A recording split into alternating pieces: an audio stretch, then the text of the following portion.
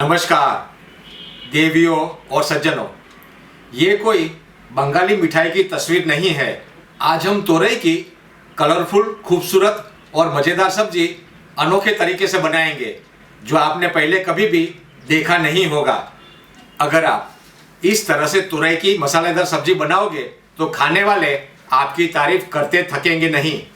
एक हरी मिर्च लेंगे और अदरक का छोटा सा टुकड़ा। सबसे पहले 1/4 कप चना दाल को पानी से अच्छी तरह से धोने के बाद कम से कम 4-5 घंटों के लिए भिगो के रखा है।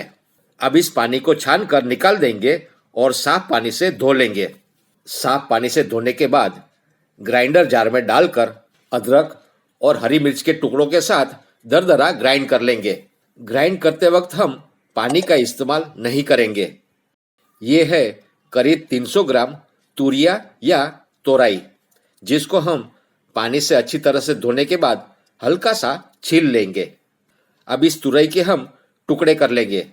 करीब 1-1 इंच के टुकड़े कर लिए हैं। तुरई का जो पल्प रहता है उसको हमने निकाल लिया है, जिसका यूज हम ग्रेवी बनाने के लिए करेंगे।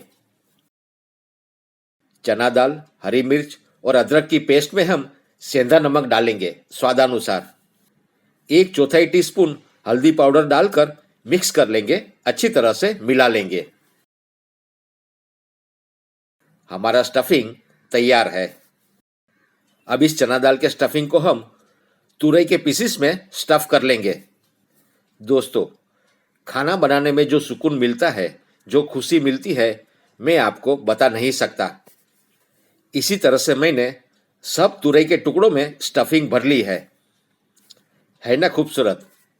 अब इन टुकड़ों को हम भाप में पका लेंगे, मगर पूरा नहीं पकाएंगे, थोड़ा सा कच्चा रखेंगे।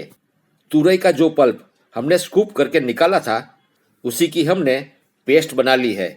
अब उसी जार में हम 1 टमाटर के टुकड़े, 1 प्याज के बड़े बड़े टुकड़े, 6-7 लहसुन की कलियां और स्वादानुसार सेंधा नमक डालकर ग्राइंड कर लेंगे, स्मूथ पेस्ट बना लेंगे।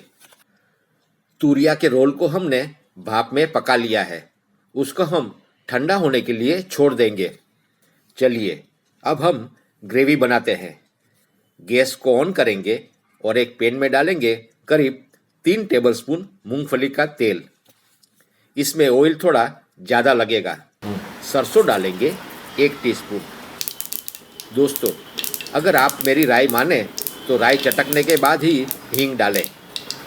आधा टीस्पून हींग डालेंगे। टमाटर, प्याज और लहसुन की पेस्ट डालेंगे, जिसको हमने ग्राइंड करके रखा था, और उसके साथ साथ तोरई के मावा की पेस्ट डालकर मिक्स कर लेंगे, अच्छी तरह से मिला लेंगे।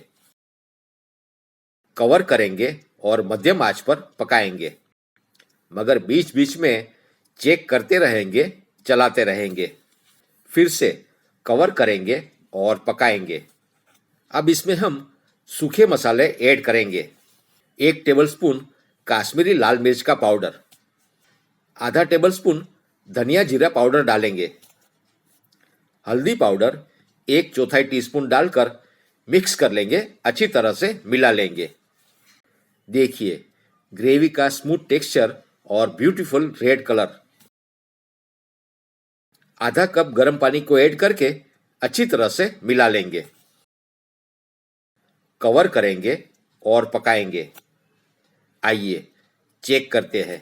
ग्रेवी से ऑयल अलग हो चुका है। 1 टेबलस्पून कसूरी मेथी को हाथों से क्रश करके डालेंगे फ्लेवर के लिए। हरा धनिया डालेंगे थोड़ा सा। गैस को धीमा करेंगे और आधा कप दही डालेंगे। दही को डालकर मिक्स कर लेंगे, अच्छी तरह से मिला लेंगे।